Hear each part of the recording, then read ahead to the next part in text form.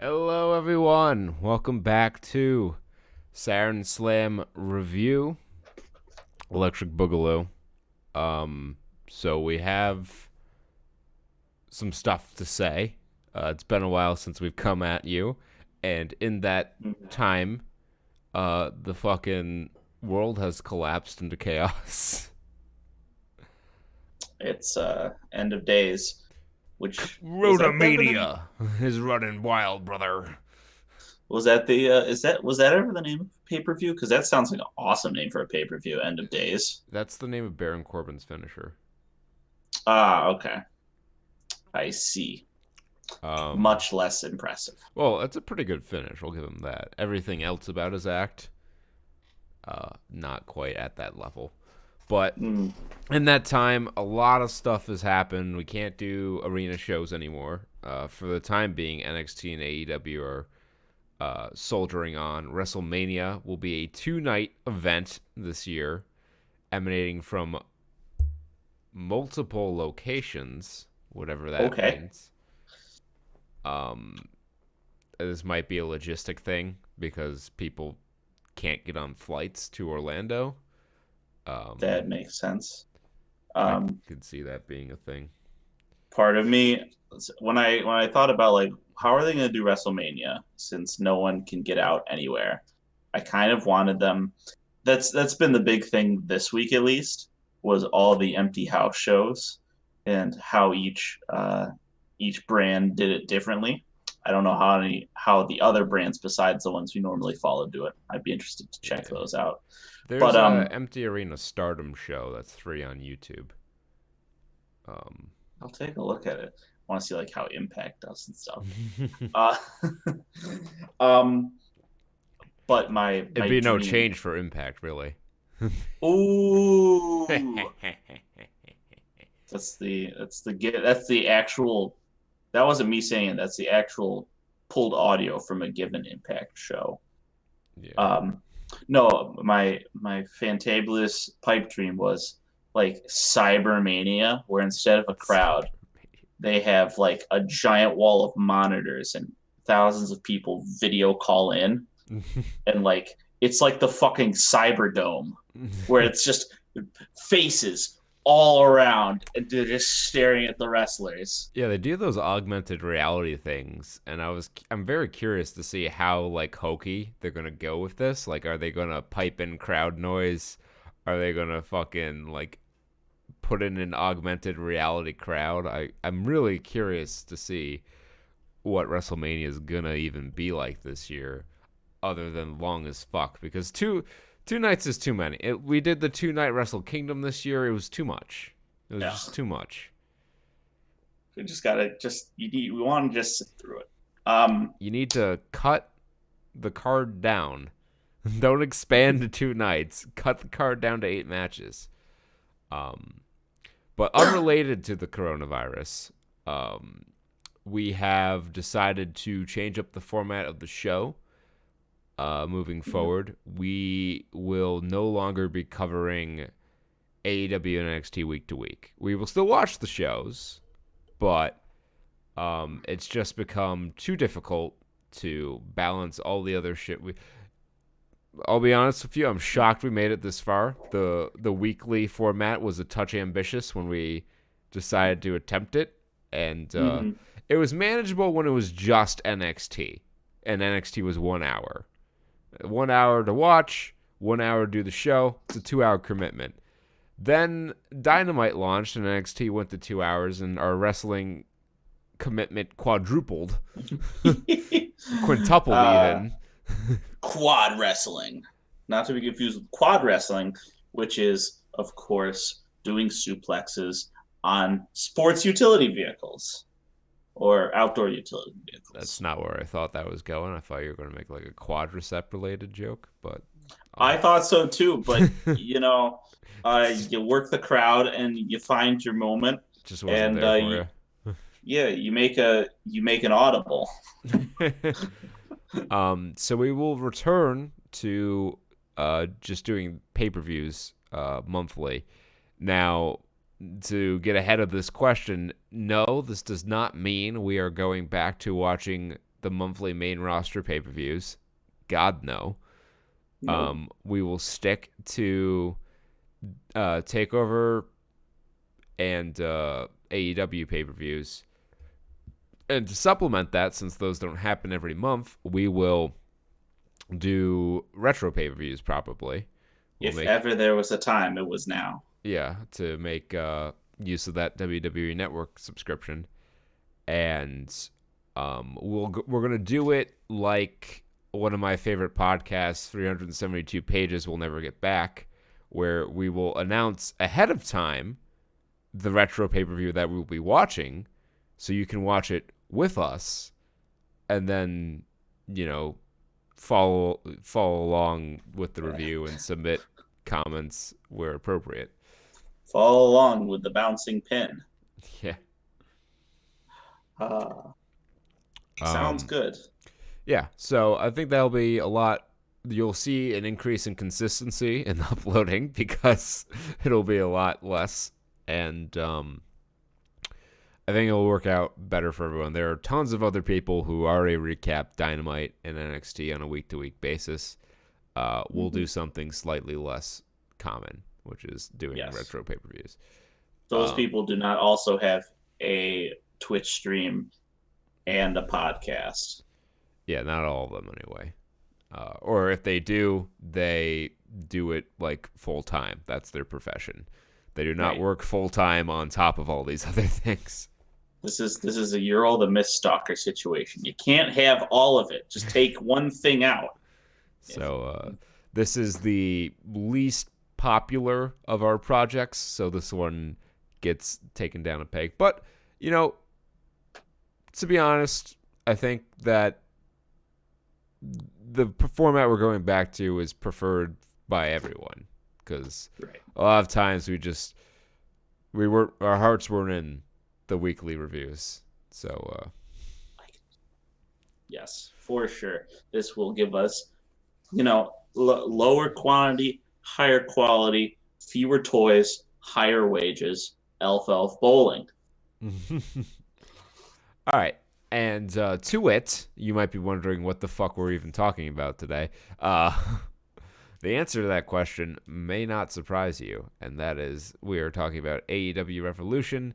Show's a little long in the tooth. It's been out for a while, but we haven't talked about it yet, and it's a significant show for several reasons. So we're going to talk about that, and we will start with, I believe this was the buy-in match. Dark Order versus SCU. Yes, CU. That looks about right to me. This was. I did not catch this. Me either, because I didn't care about the buy-in. I just watched the main one, and completely of my own volition chose to watch the Spanish subtitles. Totally my choice because I purchased my stream legally, and so one of the options when you purchase your stream legally through legal means is your choice of announcing languages, and I wanted to choose the Spanish announce team, so that was a fun time. I mean, sometimes you just Dasha Fuentes is on the Spanish announce team. He just missed Dashabot.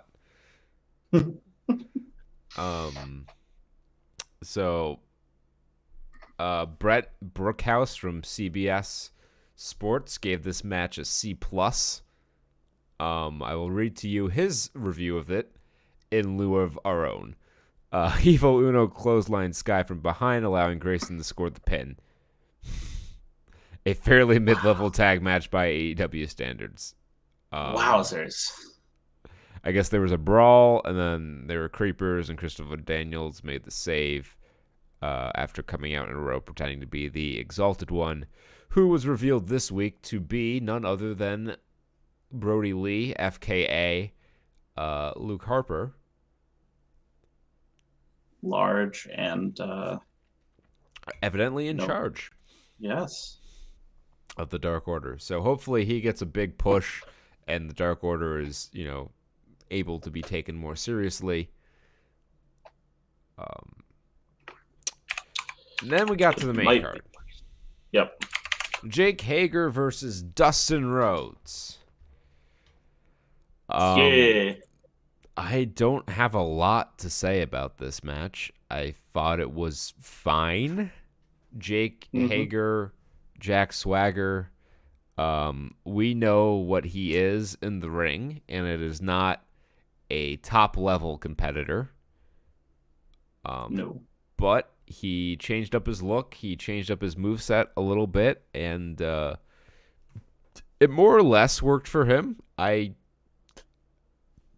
don't hate this. Like, Dustin Rhodes got a good match out of him. This match was fine. I would say I would go as high as 2.25 star. We'll bring back star ratings because I know we haven't done those with all the weekly shit. Too many stars to keep track. Not enough stars in the sky for all that wrestling. We need dings out here. I would give this 2 stars. Like you said, this would be a solid TV match. Jake Hager and Dustin Rhodes. I felt just like very playing sort of the same game, except Jake Hager, he's got the youth. He's got the youths. Got the use on him.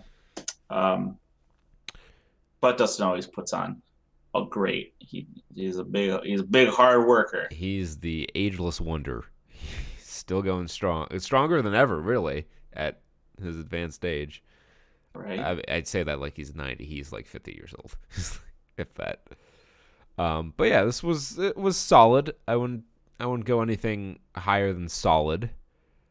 But the right man won. Jake Hager won with his weird fucking standing arm triangle.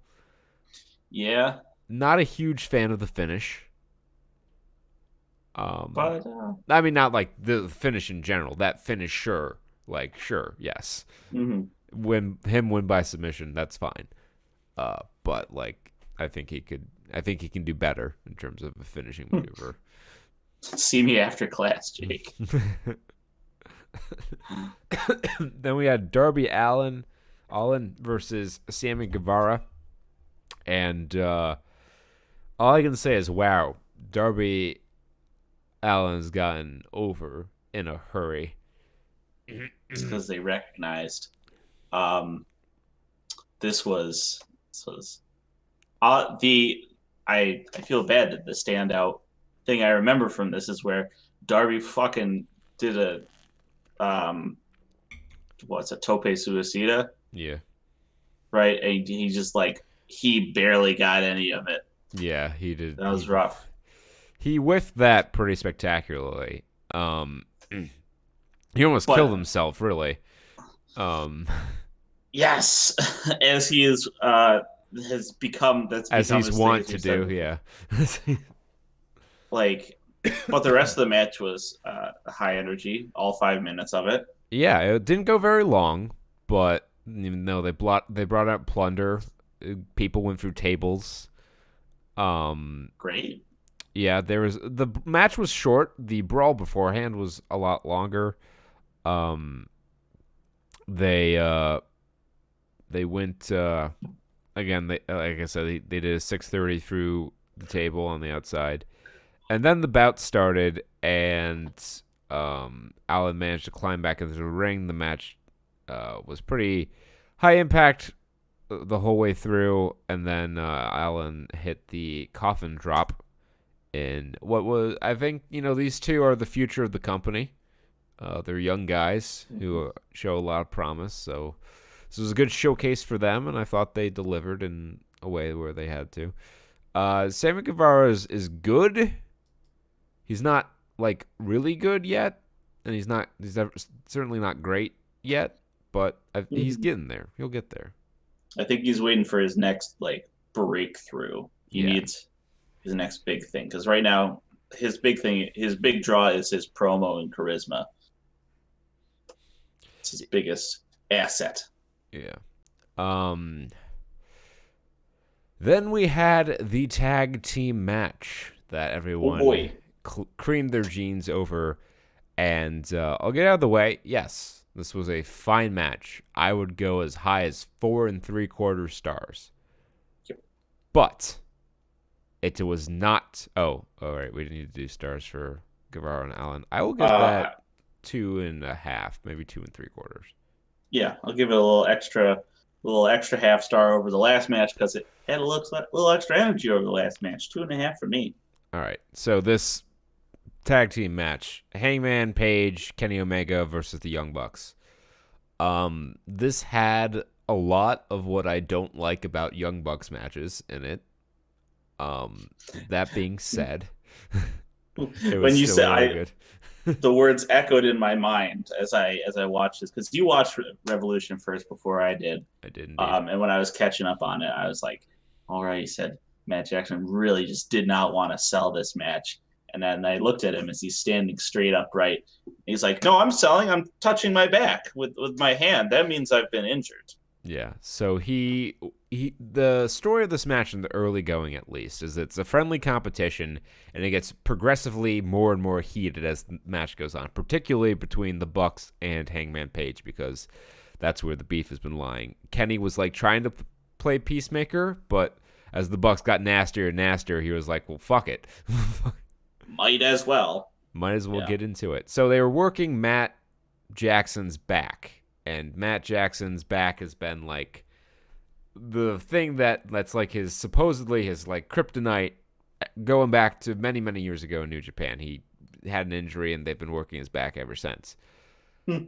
They've been working his back for like 15 minutes, and to his credit, like he sells for like 3 of those minutes where he's like, you know, grabbing his back, he's kind of walking funny. And then this motherfucker does his stupid train Northern Lights suplexes, and he gets both of his opponents up for the Northern Lights suplex. And does he come up selling to the back? Nope. He's got other moves he's got to do. So there's no time to sell. Gotta get my shit in. Man couldn't sell the toilet paper at a Costco right now. Swear. He is fucking allergic to selling. I remember we were watching a match in one of the early days of Dynamite, and I texted Peter. I'm like, stop the presses. Nick Jackson sold something. I actually remember that match to this day. I can see it pictured in my mind. It's one of the rare gems of Dynamite. And I'm still waiting for the day. I think, you know, we'll get a cure for the coronavirus before we'll see Matt Jackson appropriately selling his injury in a match. But yeah, this match was pretty fucking nuts. It went a long time, but it was good for most of it, especially towards the end. It really picked up. Hangman Page busted out some plays from the Marty Scurll playbook that got a big response from the crowd. Mm-hmm. And he hit the one-winged angel, which I thought was pretty cool. There were some really... This was a match I could have seen going either way, so there were a couple really close near falls that I bought into pretty hard. And overall, it was just a very well thought out match. Everyone did their part pretty well. You know, you're never gonna have, in my opinion, like a perfect tag team match involving the Young Bucks, because they're just not gonna fucking, you know, work a wrestling match that I would consider to be perfect. Another thing I didn't like about this match, which I feel gets glossed over a ton when people talk about it, is that stretch of the match where for like 5 fucking minutes, Page and Omega were in the ring at the same time. And the ref did fuck all to stop it. The ref was like a fanboy out there. He's just like, I don't know, guys. Cool, hanging out. We're all buddies here. Go in the ring. No worries. You need to have the referees be able to effectively enforce the rules so that the heels can get heat for breaking the rules. I want Drake to come over to the locker room, the ref's locker room at AEW, and just give him a fucking Gordon Ramsay style atomic dressing down. Just fucking has a loaf of bread, goes up to each of them. What are you? An idiot sandwich. What are you? Yeah, like it went on. If it was like a couple of spots I can let it go. But like legitimately, at least a full minute of them just being in the ring at the same time without nary a care in the world. Just like, yeah, refs. I have no further words on that. Yeah, this match just aside from that silliness, yeah, just high quality technical, high quality wrestling. Everything you really want in a match. I can see why people liked it. I don't see why Meltzer gave this a 6 out of 5. Yeah. This has got a 6-star rating from Meltzer. I saw that. I'm like, really? But, Meltzer, he's not, you can't be objective with AEW. Like, it's impossible for him because the Young Bucks have built the better part of their career by sucking his dick. So, of course, he's going to pay them back in kind. And he's just a big Kenny Omega mark. But everyone I've talked to and have heard from, like people I follow, have rated this match like no lower than 4.5 stars, which is fair. Sure. I'd say that's a fair assessment of the match. I gave it 4.75. 4.5 over here. I felt it was a good match. The team of Omega and Page scored the victory in the end, and they walked out together. This storyline will continue. I know it seems like they're building to a split between Hangman Page and Kenny Omega, but I think the far more interesting and better story here is to have the Bucks turn heel. I mean, that's part of that for me is like I already hate them, so it's an easy transition for me. But the other part of that is like that sit-down interview they did right before Revolution on the Go Home show Dynamite, where they were like talking to Hangman, talking down to him, being like, "You were just a jobber in Ring of Honor before we took you in to the Bullet Club," and it's like, that's really dickish. Yeah. And it's clear that they're jealous that they didn't win the tag belts first. So I think it would make for a more interesting storyline, in my opinion. But then, Kurt, who's gonna run in as the assist on every multi-man brawl that breaks out on TV matches? Well, they're putting QT Marshall and Dustin Rhodes together as a tag team, so maybe they can slot into that role. Maybe they're being groomed for the position. Hit the L2 button, get the assist coming in. That's not how I have it mapped on my arcade stick. That's not... Then we had, as good as that match was, this next match was that much worse. Just Nyla Rose versus Chris Statlander for the AEW Women's Championship. cool. I guess I owe Riho an apology because she carried Nyla to a decent match when she dropped the belt to her. And Chris Statlander's a pretty good wrestler, but my God, this match was the drizzling shits. So weak. It sealed it for me when I was like, oh no, this match it's gone off the rails already. Was it was a small thing. It's an understandable thing, but it showed to me the underlying where this is all going. When Chris Statlander failed to do a kip up and had to recover with a roll into standing up, I was like, yeah, it's not there. It's not there, guys. That's always embarrassing when you go for that, because like when you hit the kip up, you're the coolest dude in the fucking room. But if you fail it, you're the fucking least cool guy in the room. And it's even rougher because most people can, if you're doing it, you're in a place where you can hit it 90% of the time, or close to 100. So you really don't have to worry about that. And she probably didn't have to worry about this. She may have just not had a good 100% footing. Yeah. There's a lot that could go wrong, and everything did go wrong in this match. Yep. My lasting memory of this is Chris Statlander like walking on her hands away from the ropes when Nyla Rose was Yes. getting ready to do her knee drop. And I just sat there watching this being like, why the fuck is this on pay-per-view? Is this And Nyla really Rose was sitting there watching, thinking the same thing instead of hitting a move. Yeah. She's like, I'm gonna watch this hands down. I'm just gonna let this happen now. Yeah, this did not click. They need to get that belt off of Nyla Rose like yesterday. Yeah. I would have changed the title here, to be honest with you. Yeah, let Chris do some more stuff. She's got she's got potential. Yeah, I don't know what they see in Nyla Rose as why they felt that she needed to be the one to become champion. But it seems like they're pushing Hikaru Shida on television, and she's going to have the next match. So they have a chance to do what they should have done from the start, and that was have the match to crown the first women's champion be Shida and Nyla, with Shida winning. They'll come around to it eventually. So Kenny has gotta get up off. He's got to stop thinking about his bestest buddy in the whole world.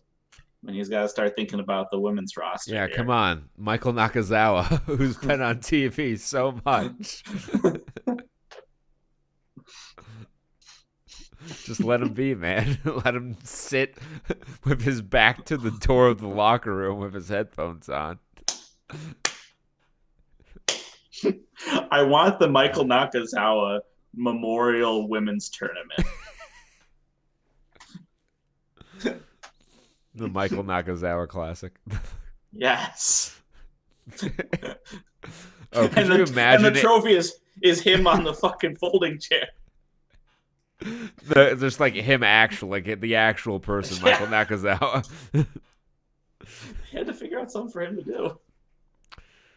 I'm almost 80% sure that like the second time it wasn't even Michael Nakazawa, it was just some dude with black hair.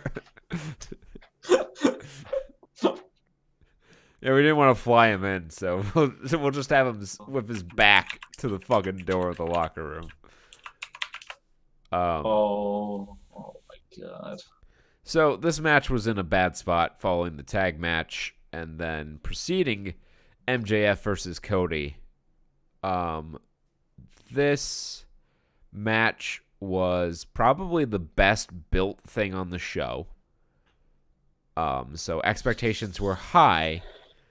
I felt, I'll give 1 star to the previous match. That is, yep. I might even call this -1 star because it's bad. It's positive. It's positively negative. Yeah, I could, yeah. I would just give a 1 to like a lackluster match. There was bad things happening. Yeah. And it was also not impressive. So I will dip into the negatives for this one. I'm sorry, ladies. Sorry, women. That's fair. I mean, I should maybe probably give this, if this were on TV, I would maybe give it a 1. Maybe it's more appropriate a 0 because it's a pay-per-view match. People paid to see this match. Yeah. I don't know how many people bought this pay-per-view for Nyla versus Chris Statlander, the match that was announced like on the Go Home show. But conceivably, there's at least one person, and that is one too many. Yep. But yes, MJF and Cody. I felt that MJF is better than a lot of people give him credit for as a wrestler. But he's like maybe a notch above EC3, which is not bad and can hold their own, right. But they're not going to elevate a match to the next level. And Cody, as much as he wants to be, isn't that guy either. So, no. In terms of in-ring, disappointed. But we're bearing the lead here because Cody's entrance, as bad as the match before this was, Cody's entrance was the biggest disaster on this fucking show.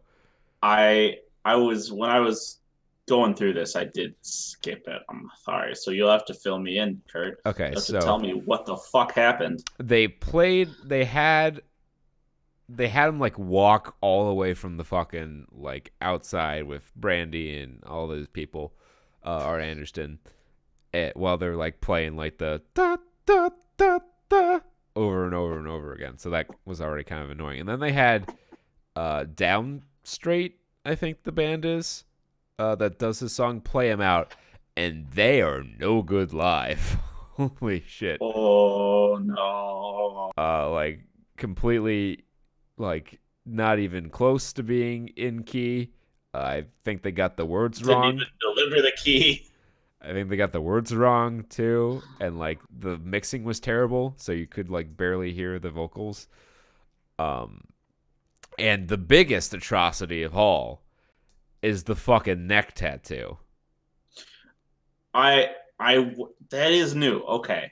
I thought I was just going insane. Like, why is it so vibrant? And it's right there. It's just right there. Yeah, Cody, why the fuck are you so extra? Stop it. Your that family's worried about you.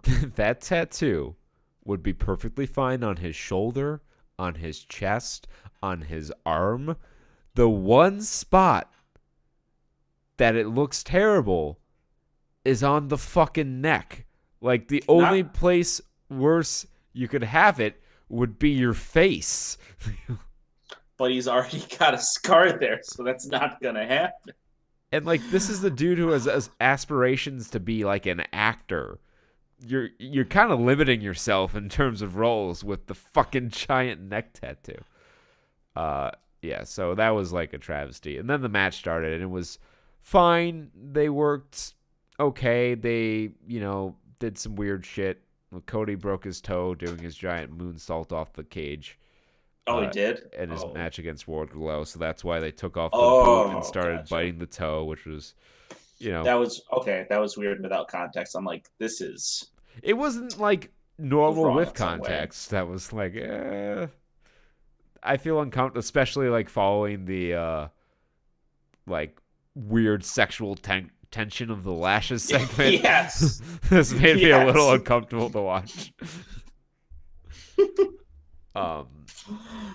Oh, thanks. Cody was on the verge of getting the win, but then Wardlow, who had been banished, slipped the Dynamite Diamond ring to MJF, who used it to pull up Cody and pick up the win. So MJF beats Cody, is currently undefeated. I guess he's the next. It would make sense that he would be the next contender to the AEW World Title. Yeah. I'm not particularly excited about a Moxley versus MJF match. However, I think the build to that would be quite good because they are both good on the mic. Yeah, they would pull there is that where it's sort of like no one, you just put them together and you let them go for long enough. Things will happen. They will pull a good they'll draw you in there. But and like I don't know, I'm thinking about this match now. Cody needs to win some. I know like he's trying not to put himself over too much, but I think we're going in the opposite direction here where he's just looking really not stellar. I think it's okay. Like he wins a lot on TV. I agree he needs to win on pay-per-view because he's lost I think every time, like the only pay-per-view I think match he had, I think is that he won at least was against Dustin. Right. And that was like before Dynamite launched. So, he does need a pay-per-view win. He needs a big win. Like I thought that he would get his win here. I mean, it seemed like MJF stood tall in most of their interactions. So I figured that, Cody would get his heat back. But he didn't. So what's next for Cody? I don't know. They're apparently moving forward with this Blood and Guts match. Don't call it War Games. It's not War Games. They can't legally call it War Games. That's owned by WWE, but it's a War Games match. There's the Blood ring and there's the Guts ring. That's what that's about. Speaking of blood and guts, I have an accusation about this match. I Okay. have a conspiracy theory that they used fake color on MJF. I think he bladed. I thought so too because I mean it did he did not break it open the hard way. I I mean, know in no obviously way not. believe that with such an with just that amount after whatever move. Um, but something about it's like I don't even think he. Part of me thinks I don't even think he bladed because it's just so instant, so even, and I something about the lights. I was like, this does not look. This looks like stage blood. He These could phonies. he could just have a very vascular forehead. Like, I mean, the reason I say it was a blade job is because it looked like a blade job. It had the Right. nice like straight line with the blood coming down. Um so like if it looks like a duck and it quacks like a duck, I'm not He gonna get cuts on his my forehead like a duck. I'm not gonna fucking get up at my corkscrew shaped tinfoil hat to say that it was stage blood, but maybe I don't know. They did get color here. I like this match was okay. Like Cody Rhodes is the 3-star general, and he has another fucking uh, Yep. medal on his banner here because I'll give this match 3 stars and not a star more. Yeah, it's right there, middle of the pack. This could have been the main event on some TV episode, especially if they hadn't had a pay per view in a while. It's a little drought between them, but they have this nice storyline going. It's like, Yeah, we gotta blow it off here. Uh, and yeah, this is what that would look like. yeah. I think they probably wanted to do a little more. Maybe my opinion of this is maybe if I go back and watch it, I'll have a higher opinion of the match. But everything looked a little worse following the tag match. I think that took a lot out of the crowd, and you had the nice. I'm sure they didn't plan it that way, but you had the nice buffer match in between the tag match, and this. But Hmm. um, And then on the topic of buffer matches, yeah, uh, Pac and Orange Cassidy. I really like this match. I'm not gonna lie to you. oh for sure. Um, I it's such a contradiction to me because this has the structure of a squash match, but these are the things that I like about wrestling. It's like I look at the tag team championship match, and then I look at this one, and then the main event, and it's like James May or who's the other Top Gear guy, the oldest guy, Richard, not Richard Hammond, right? Um, he's the Who's the third youngest, one? Jeremy Clarkson. Jeremy Clarkson. It's the one where he's looking at the two cars and he's like, "This is brilliant, but I like this." Yeah. That's how Um, I so I think about these last two matches on the card here. yeah. For sure. Like, I didn't know what to expect going into this match. I know Orange Cassidy can work. I've seen some of his like before he started the Orange Cassidy gimmick, and he's pretty good in the ring. I knew that going in. I was wondering how much he would do. But you know what this match was? This was What? Finn Balor and Brock Lesnar at the Royal Rumble like 2 years ago, where Yeah, Brock just beat the shit out of Finn, pillar the post, or maybe like Daniel Bryan at Survivor Series or AJ Styles at Survivor Series, where Brock just beats the shit out of them, pillar the post, and then they make their comeback and they get a couple of really close near falls and the crowd goes fucking bananas. And then the Brock, or in this case, Pac, wins in the end. And the set followed a similar structure. Pac just kicked the shit out of Orange Cassidy. Like, he was fooling around. Pac, very quickly put an end to the shenanigans. And then Orange Cassidy, you know, fucking had his fighting spirit moment and he started right. busting out all these like actual moves and shit and got a couple of very close near falls and I was like there's no way they're gonna have him beat Pac, is there? Okay. That's It's a how secret alternate reality. close it was. The best friends did get involved, and so did the Lucha Bros. They came out at the end of this match and took out Trent and Chucky, and aligned themselves with Pac to form Death Triangle, which is a Ayo. new heel stable. I'm glad that they are finally doing something with the Lucha Bros. They are far too talented to just lose matches on Dynamite. Oh, you've reminded me of their fate. Yeah. Yeah. But this match was just shockingly very good. I would go 3 1/4 star with a drop of that sauce. Absolutely, this was the sauce. I think this is one of the sauciest matches on the card. I would also give it 3.5, maybe so bold, extra bold sauce as to go up to a 4. Yeah, like this is definitely a highly entertaining match that can only happen. Like this sort of thing can only happen in pro wrestling. That's what makes it so beautiful. Mm-hmm. And this was what I wanted to see on a big old pay-per-view. Yeah. Just like this next match. Here we go. Jon Moxley versus Chris Jericho for the AEW title. They busted out the big entrances. Jericho got a choir to sing Judas before he came out to the recorded version of Judas. I found that a little interesting. But, they did what they felt they needed to do. It didn't really seem to fit the character. Like, it just kind of felt like, we want to do something special for his entrance. So I know he couldn't play himself down to the ring. That's I understand the logistical issues with, having Fozzy play the song live. But, right. I mean, it's just because it was a separate thing, right? It wasn't even really part of the entrance. It's just I want to do a musical number too.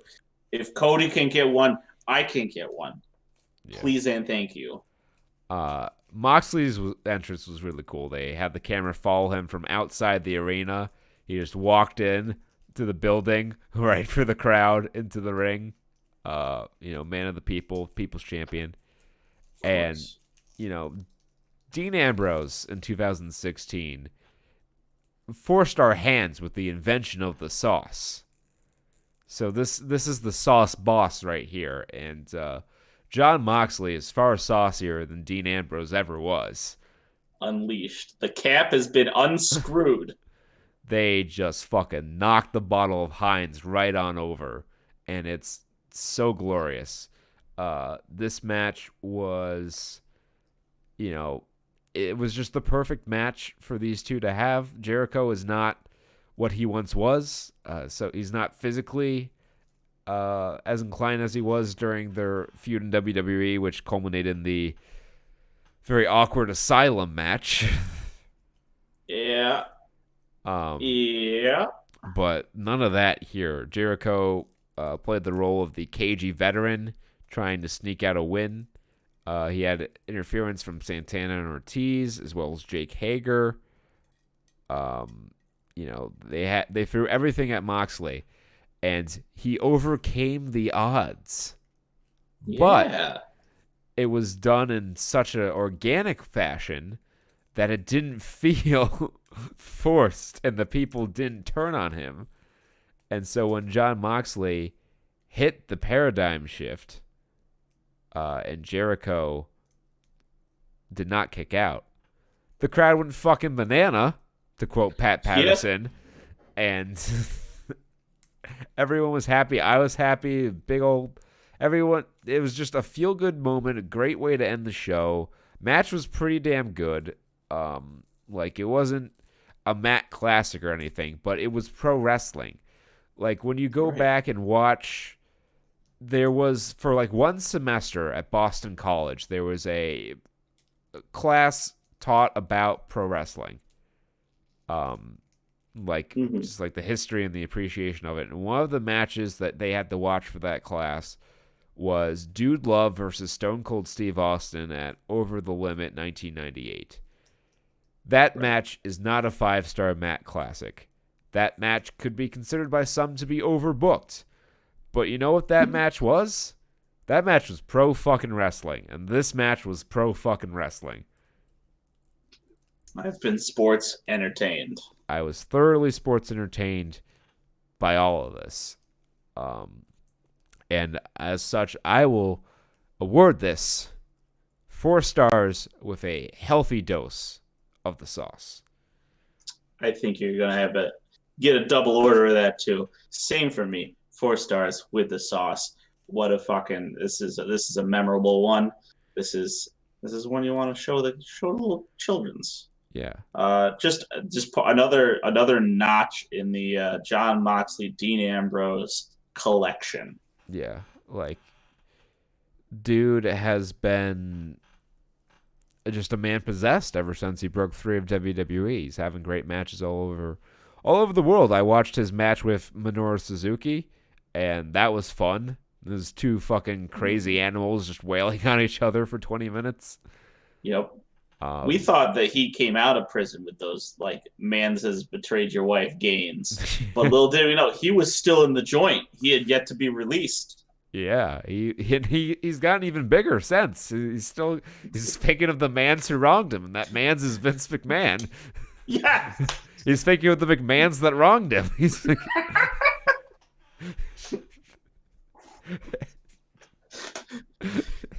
So beautiful. And now John Moxley is going to get the opportunity that they did not give a fair shake to Dean Ambrose, and he's going to get to be the top guy. And you just watch. He's going to carry that ball. AEW, I don't know. I mean, the coronavirus obviously throws everything into a state of flux, but... I mean, who better to fucking handle that shit? I think that ratings for AEW are going to go up. Jericho is the perfect first champion. John Moxley is the perfect champion to carry them forward. And I look forward to his feuds. He's going to have quality feuds. It's not going to be his title reign in WWE where he, wrestled Seth Rollins and Roman Reigns a bunch in the beginning and was good. And then they had him wrestle Dolph Ziggler at SummerSlam. Oh, and then yeah. He lost the belt to AJ Styles, and they had a great feud. But he was chasing there. Do you remember that promo for the triple threat for Styles, Ambrose, and Cena, where they just like fucking skewered Cena on the mic? They like cut him off both times. Oh man, WWE has gone downhill so far so fast. Yeah, it's really quite sad. Did you watch the Raw this week? I did not watch. I don't watch Raw anytime, but I did not watch Raw. I have not watched SmackDown. Because this is the first suite where, like I said before, with the no crowd, and I think I was looking at the thing for NXT. I did not watch NXT this week. I was for the same reason that this show is a little long in the tooth coming out to you. The same reason why I did not get around to watching that. But I did look at the summary, and I did not see any matches on this week's NXT. I saw 4 interview segments. There was Keith Lee and Cameron Grimes wrestled for the North American title. Oh, okay. They did put a little wrestling in their show. Yeah. But as nice as that is, this is very good content. It's great to have these guys be able to sit down and talk for a while. Lovely. It's also not TV wrestling, which I know is what a lot of people care about at the end of the day. And if they don't pivot here to more matches or figuring out their groove, I feel like AEW can run away with a lot of ratings because they're wrestling in an arena with 10 people in it. But shit, there's wrestling and there's general crowd sounds going on. Yeah. And that's gonna pull. Yeah, I think something I've enjoyed NXT consistently throughout history. Ever since it became a wrestling program and not, a reality show. Hmm. But I can't tell you what it is. Maybe it's the guys in the main event scene have been in the main event scene too long and it's time to shake it up. Maybe it's, the tag division not being what it once was. But something's missing from NXT right now. I can't quite place it. But it just It's doesn't have that can't miss vibe to me right now. yeah. And I It's don't I never thought I'd say that about it. I don't necessarily know that Dynamite feels that way every week. But usually the thing about Dynamite is they really announce things in advance, a lot of stuff in advance. So you like have a reason that you want to tune in each week. Like, Right. there was a big stretch there where it's like, oh, yeah, this week is the cage match with Wardlow, and then this week is this thing, and then they're going to have Right. this Cody's segment. fucking schedule of pain. Yeah, like, it was, really, they do a good job of advertising in the beginning. And NXT does that too, but it just doesn't feel like we're heading into WrestleMania weekend. We're heading into a takeover. And I know the takeover is going to be great, Yeah. but like it doesn't have that aura about it like it did last year. I mean, I know it's different because it's going to be in the PC in front of no fans. And, last year we were going to take over, so there was that added excitement factor to it. But even regardless of that, like there was a hype that I don't feel is there this year. And that's not all their fault, but it just I I can only guess that they're trying to find. I feel like they're trying to find themselves. They're in sort of a holding pattern in the meantime yeah. because a lot of the shows have they felt like you said there's something missing, and I think that something is the pull, the draw, the swerve that comes to get you Yeah. during each show, and you know whether you I don't know. The other thing is it's like it's 2 hours and maybe it's starting to wear on the format because that 1 hour Yeah. I'll say it again, that was 3 matches. You watch three good matches on a TV show and then you got go Yeah. for it. It with the 1 hour it left you wanting more. With the 2 hours, some weeks it feels like, it's a little too much. And it might be the fatigue of like having to watch 4 hours of wrestling in such a short period of time. Or like Could formerly be. having to do that. Who knows? But like, it's not as consumable as it was prior. And like I think once they get some fresh faces on top, they kind of rotate talent out or back in. It'll Mm. be better. But it's been a solid like 2.5, 3 years where it's been Johnny Gargano and Tommaso Ciampa and the Undisputed Era on top. And I think we need to freshen it up a little bit. As much as I like those guys, you can't just have the same people on top for forever. Right. I think I also think it might be time like they've got who's the new women's roster member? Shotzi Blackheart. No, the she has the sponsor. She's got Oh, the fuck. Stone Yeah, the experience. Robert, Chelsea Green. yes, Chelsea Green, Robert Stone brand. Yeah, Okay, yeah, that's that kind of makes me think that as much as we always rag on the new additions whenever they come in first, unless they were like really well established, we were like, oh man, the Forgotten Sons. Street Profits when they started out. Blah, blah, blah, blah. You know, the constant injection of new talent into yeah, the developmental thing. I don't know. Maybe I'm just my brain is firing right now. I'm wondering if they're sort of losing their developmental identity, which oh I mean, yeah. I yeah, mean, it's not sure. it's not developmental anymore. Like they've made that abundantly clear that it's the third brand. I mean, it's on Right. TV And now. I It, think maybe that's impacted some of the inherent momentum. yeah, I think so because you had people rotating on the top. You had like Drew McIntyre, and you had Aleister Black, and like and Andrade, and like while one guy was on top, the other guys were having really meaningful feuds in the mid card. And so when it was time, they were able to step into the main event. But we've had main events with a lot of the same cast of characters for a really long time now. And Hmm. between Adam Cole, Johnny Gargano, and Tommaso Ciampa, those three have had the NXT championship for over 500 days.